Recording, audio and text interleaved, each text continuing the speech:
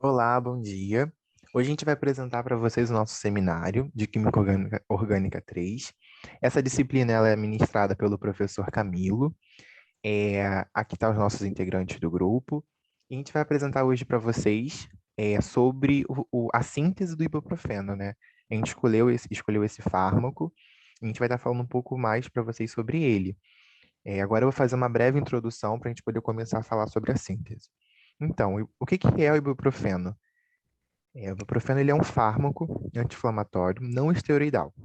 E ele tem a capacidade de combater as inflamações, dores, febres. Então é basicamente para isso que ele serve. Ele é um anti-inflamatório. Ele pode ser encontrado na forma de comprimido, na forma de cápsula e também na suspensão oral. Tem umas outras formulações também farmacêuticas que ele também pode ser encontrado. A gente percebe aqui agora, nesse outro slide, que que o ibuprofeno, ele tem um nome, esse nome usual, mas ele tem um nome pela IUPAC, que é o 2,4,2-metilpropilfenilpropanoico, e a gente percebe, né, pela estrutura dele, que ele é um ácido carboxílico, ele tem a cadeia insaturada, é homogêneo, e a gente percebe também essa isomeria, certo? A gente vê que ele é um ácido carboxílico com 8 átomos de carbono e tem esse centro quiral com esses dois possíveis enantiômeros que a gente vê aqui. Sobre esses enantiômeros, como a gente aprendeu em Química Orgânica 1, lá um tempão atrás, as diferentes formas isoméricas elas podem apresentar efeitos biológicos diferentes, que é o caso do nosso fármaco. O que que isso quer dizer? Tanto o R como o S, tanto como o R como S, não, desculpa. O isômero S, ele é o que apresenta a atividade anti-inflamatória do ibuprofeno que a gente precisa. O isômero R, ele não apresenta essas funções que o isômero S apresenta. Ele é inativo no caso. E agora, para falar um pouco mais sobre a síntese do ibuprofeno, essas duas etapas, eu vou passar para pro meu colega e ele vai apresentar um pouco mais. Sim, como o Tadeu falou, existem duas possíveis sínteses do ibuprofeno, e eu vou explicar rapidinho elas aqui. A primeira síntese, que é considerada a síntese tradicional do ibuprofeno, que foi proposta e desenvolvida pela Companhia de Boots na Inglaterra, e é um processo sintético e ela é considerada uma síntese marrom. Por quê? Porque ela é um processo de 6 etapas, como vocês podem ver aqui, elas estão até numeradas, um processo de 6 etapas em que apenas 40% dos átomos reativos vão permanecer no produto final. Os outros 60%, eles vão se transformar em produtos secundários, na forma de resíduo, e utilizando uma grande quantidade de solvente, reagentes corrosivos e quantidades estequiométricas de materiais, tendo um baixo percentual atômico. Essa é a primeira. E existe a segunda síntese, que é a síntese que a gente vai focar nesse trabalho, que é chamada de síntese verde. Ela é menor, ela é mais recente, ela tem apenas 3 etapas, como vocês podem observar aqui, e ela utiliza o ácido fluorídrico como catalisador.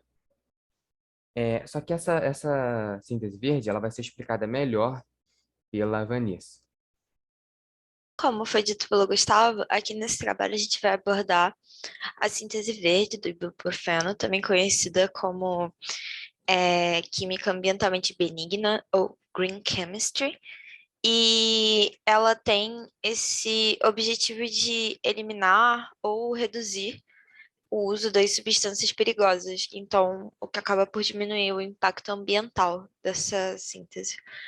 É, Então, como a gente aqui está abordando do ibuprofeno, que é o quinto medicamento mais comercializado no mundo, a sua síntese ela tem um alto valor, né? Um alto impacto no mercado, comercialmente falando, e também um alto impacto ambiental. Então, essa síntese aqui que a gente vai abordar, ela é 25% mais eficaz do que a outra. E ela também ocorre em 3 etapas, é, que a gente vai abordar melhor agora. Então, a primeira etapa é uma seleção de Friedel-Crafts, que usa o ácido fluorídrico como catalisador.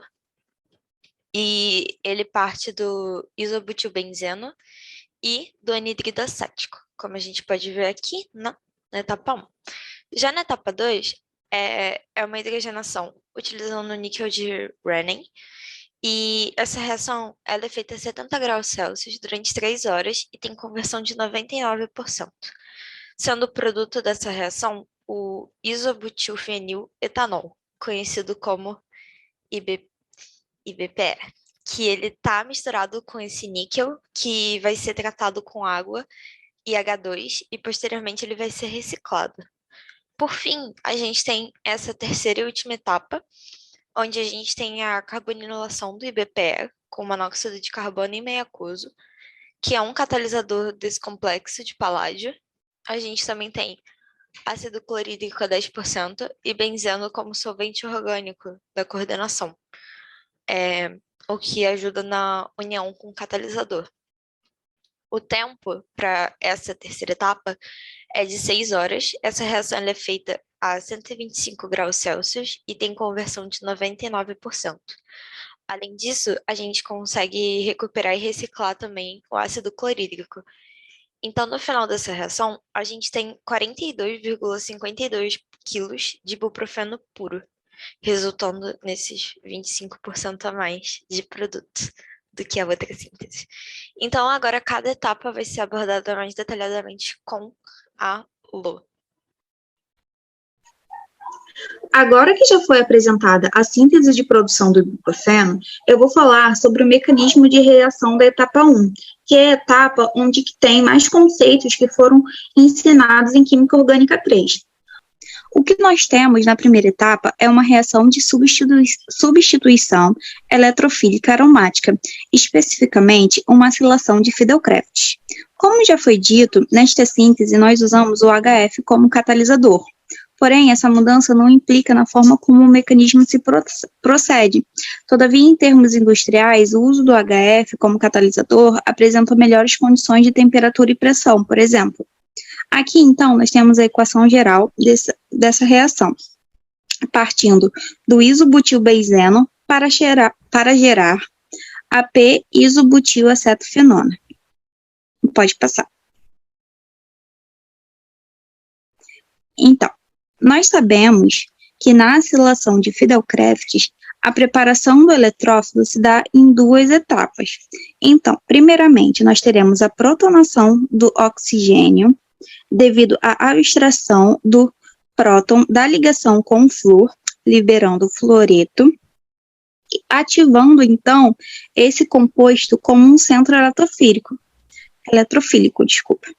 Após isso, nós teremos a movimentação dos elétrons desse oxigênio e vai gerar o íon acílio, que possui essas 2 formas de ressonância.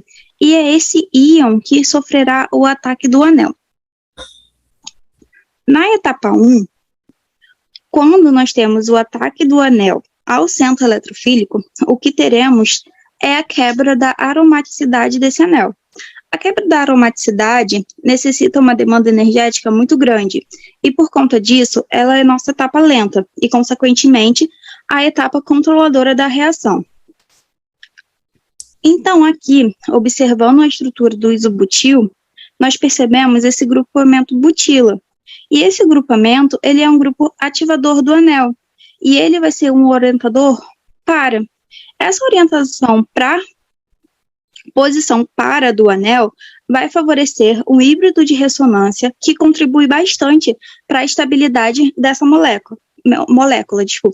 Aqui, então, nós podemos ver a formação do complexo sigma, que é responsável por estabilizar a carga positiva do anel. Na etapa 2, o que nós temos é uma reação ácido-base, que é responsável por estabelecer a aromaticidade do anel. Então, o fluoreto, que foi liberado lá na etapa preliminar, vai abstrair o próton, que está aí, vai atuar como base e vai abstrair esse próton. Com a abstração desse próton, teremos a rearomatização do anel e a formação da p-isobutilacetofenona. É importante dizer sobre reações ácido-base é que elas ocorrem quase que instantaneamente. E por conta dessa característica, essa é a etapa rápida da nossa reação. Pode passar. Nessa síntese, a gente partiu do isobutilbenzeno. Porém, a gente pode partir também do benzeno. Então, o que aconteceria era, primeiro, acontece uma acilação, que vai fazer a introdução de um grupamento acila neste anel, e em seguida acontece uma redução de Clemmensen, onde nós vamos ter a passagem de uma cetona para um alcano, formando o isobutilbenzeno. Pode passar. Por fim, aqui nós estamos mostrando o gráfico de energia dessa reação. Então, primeiramente, nós podemos ver os nossos reagentes, em seguida, a etapa lenta da nossa reação, lenta e controladora, os nossos intermediários, a etapa rápida, e, por fim, os nossos produtos desejados que vão seguir para o resto dessa síntese do ibuprofeno. Agora, quem vai falar é a Gabi.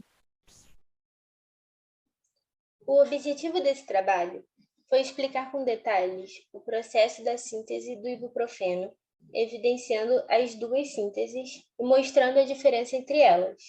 Assim, fica evidente a ligação do processo de fabricação do fármaco com o que foi dado em aula durante a disciplina de Química Orgânica 3.